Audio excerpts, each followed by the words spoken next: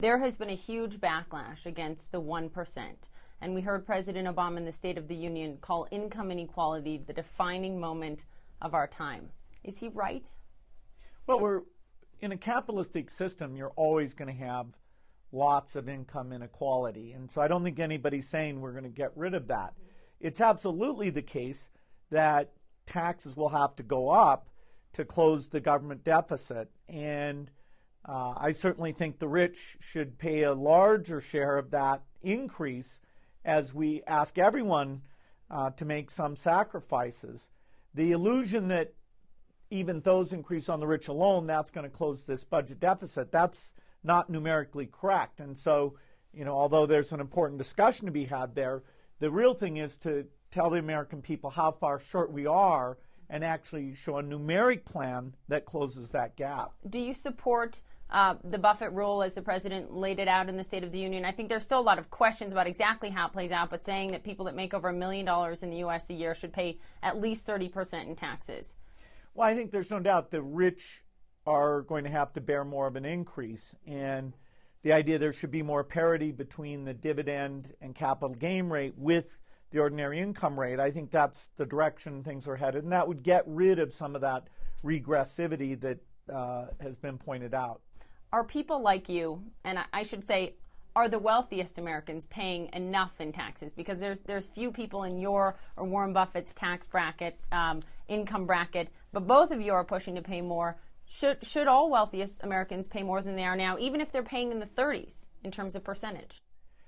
Well, the very richest almost never pay up in the 30s because their income is so heavily based on dividends and capital gains. And even people who work in the finance sector and what you think would be ordinary income, like a hedge fund, they manage to have that classified as a capital gain. And I don't know where it'll all come out. It's not my area of expertise like global health. But if you want financial stability for America, taxes will go up somewhat and the rich should bear a somewhat disproportionate piece of that increase. Do you think that the 99% versus the 1% conversation is an important one to be having right now? And if so, are we having it in the right way? Well, I don't think there's some magic dividing line.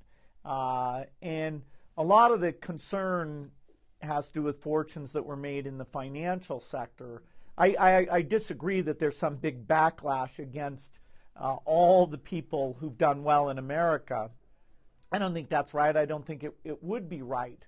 But the idea that the tax for these things needs to be at 15%, and somehow people won't go and create jobs if that was raised up to a higher number, that clouds the idea that there is a gap, and eventually that deficit gap, we have to deal with it, and tax increases will be at least half of how that gets done. But the argument that we're hearing from the two Republican frontrunners right now, Mitt Romney and Newt Gingrich, is that it is to dramatically cut taxes.